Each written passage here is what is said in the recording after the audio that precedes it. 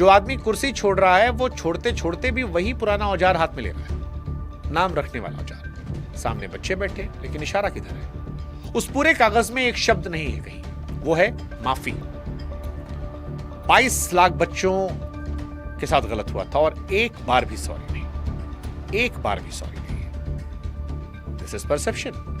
Anti national ताकतें फायदा ना उठा ले, इसलिए अपॉलॉजी। खैर, सवाल कि फिर सरकार झुकी क्यों, किसके सामने झुकी? तो नरेंद्र मोदी सरकार झुकी, यह सच है, लेकिन किसके सामने? ये उससे बड़ा सच है। क्या राहुल गांधी के सामने? नहीं। अखिलेश यादव के सामने? नहीं। अरविंद केजरीवाल के सामने? जवाब है नहीं। परसेप्शन की दुनिया में सरकार यह प्रेजेंट कर रही है कि हम झुके हैं, लेकिन बच्चों के सामने। राजनीति में बच्चों से हार तो हार मानी नहीं आती है ना? पॉलिटिक्स कमाल की चीज। और यह बात इसलिए आ रही क्योंकि आंदोलन में कोई चेहरा नहीं था। हालांकि पूरी तरह सच नहीं है। सीजेपी एक संगठन है, उसके लोग 24 जुलाई को मंत्रियों से बात करने गए। सोनम वांगचुक जाना पहचाना चेहरा है, उनके अनशन ने इस मुद्दे को खींचकर यहां तक पहुंचाया। फर्क है कहीं और है। चेहरा था, लेकिन कोई ऐसा नहीं जिसके पास पार्टी हो, वोट बैंक हो, अगला चुनाव हो। और सौदेबाजी वही होती है जहां सामने वाले का कोई चुनाव हिसाब हो, वहां नहीं।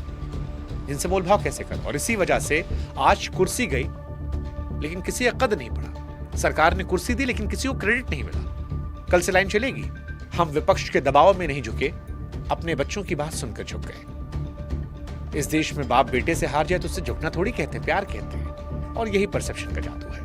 एक घटना हार से निकलकर संवेदना में तब्दील हो जाती है। अब सवाल कि 13 महीनों में जो नहीं हुआ वो 36 दिन में कैसे हुआ?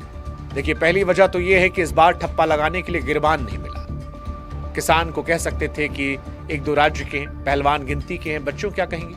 ये हर राज्य में, हर जाति में, हर पार्टी के वोटर हैं। और आईटी सेल चलाने वालों के यहाँ भी तो बच्चा ही है। दूसरी बात वही, जिसके पास खोने कुछ नहीं, उस पर दबाव कोई हथियार काम नहीं करता। बच्चों से क्या दबाव बनाओगे? तीसरी जो बात कम बोली जा रही है, ये 2024 वाली सरकार है, 2019 वाली नहीं। किसान आंदोलन के वक्त दीवार इतनी मोटी थी कि 13 महीनों की ठोकर से दिक्कत नहीं हुई। इस बार मिली जुली सरकार है, दिक्कत हो सकती है। चौथी बात, पुलिस के अपने आंकड़े में उस दिन 170 से ज्यादा लोग घायल हुए थे, जिनमें प्रदर्शन करने वाले भी थे। और जब बात अदालत पहुंचती तो सरकार के पास वक्त कम होने लगता है। इसमें एक बात और ये भी जोड़ दो, किसानों को मंत्री नहीं मिला, लेकिन 3 कानून वापस मिले थे। बच्चों को मंत्री मिला है, कानून अभी आना है। इसलिए बच्चों को ज्यादा मिला, यह कहना भी जल्दबाजी होगी। पर सवाल यह है, जब इस्तीफा हो गया तो मोदी सरकार को कहां कहां कितना डेंट लगा? तो 5 डेंट हम बताने वाले हैं। पहला डेंट, मोदी सरकार की सबसे बड़ी कमाई कोई योजना नहीं थी, कोई कानून नहीं था। कमाई बस ये थी कि मोदी सरकार झुकती नहीं है। इसी एक बात की वजह से देश में आधे आंदोलन शुरू होने से पहले मर गए। लोग सोचते थे कि बैठकर करेंगे क्या, ये तो सुनते ही नहीं है। ये डर सरकार का बड़ा हथियार था, इसमें एक भी पैसा खर्च नहीं होता।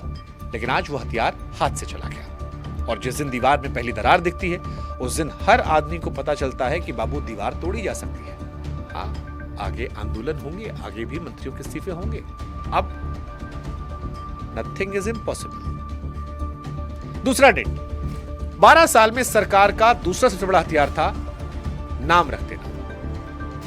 आंदोलन जीवी, विदेशी फंडिंग, टुकड़े टुकड़े गए, नक्सलवादी, चाइनीज एजेंट, पाकिस्तानी। इस बार वो भी गया। बच्चों ने आंदोलन खड़ा किया और अपने संगठन का नाम ही रख लिया कॉकरोच जनता पार्टी, यानी गाली को ही नाम बना लिया। अब क्या मजाक उड़ाओगे? तीसरा डेंट, घर के अंदर। हाँ, मतलब ये मेरा अंदाजा है कि मेरे हिसाब से आज सबसे ज्यादा बेचैनी विपक्ष में नहीं, कैबिनेट के अंदर होगी। क्योंकि हर मंत्री सोचने पर मजबूर होगा, अगर तुम्हारे मंत्रालय आगे भीड़ जुट गई, पार्टी तुम्हें बचाएगी नहीं, पार्टी तुम्हें दे देगी।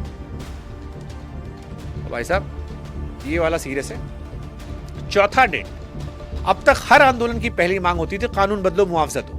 अब से हर आंदोलन की पहली मांग होगी मंत्री हटाओ। क्योंकि आज साबित हो गया ये मांग पूरी हो सकती है। और यहीं फंसना शुरू होता है, क्योंकि पहली बार झुकना आसान होता है, दूसरी बार मना करना मुश्किल होता है। और अगर मान लो सिलसिला बन जाए, मना कर दो, सवाल उठेगा कि उस दिन क्यों मान गए थे। इसे कहते हैं मिसाल का जाल। आप उसे खुद बनाते हो, फिर खुद फंस जाते हो। और पांचवा सबसे गहरा डेंट, वक्त का।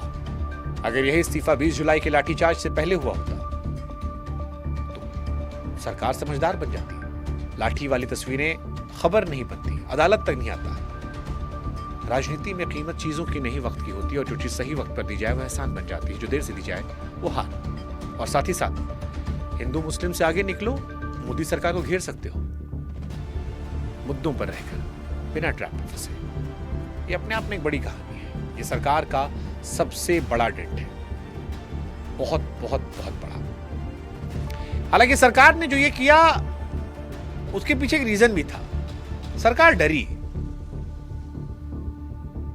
उस बच्चे से जो पहली बार शायद वोट डालने जाता, या दूसरी बार। जैसे पहली मोहब्बत याद रहती है, ऐसे पहली लड़ाई भी याद रहती है। बच्चा ये जानता था, और सरकार इसलिए डरी कि वो बच्चे को मोदी जी तानाशाह ना लग जाए, एंटी युवा ना लग जाए। हालांकि सरकार को फायदा भी हुआ है, जैसे कहते हैं ना, ब्लेसिंग इन डिस्गाइज। आपको याद होगा कोविड में जब दुनिया भर की मौत हो रही थी, तब कुछ चीजें अच्छी भी हो गई थी। ब्लेसिंग इन डिस्गाइज कहते हैं इसे। आसमान साफ हो गए थे, नदियां साफ हो गई थी, नेचर के थोड़ा करीब चले गए थे। ऐसे ही मोदी सरकार के इतिहास में जब पहले मंत्री का इस्तीफा हुआ, तो ब्लेसिंग इन डिस्गाइज में कुछ फायदा भी हुआ। मसलन प्रधानमंत्री पर एक टैग था कि यार उनका जनता से कनेक्शन जीरो है, वो खाली अपने मन की बात करते हैं, जनता के मन की बात नहीं सुनते।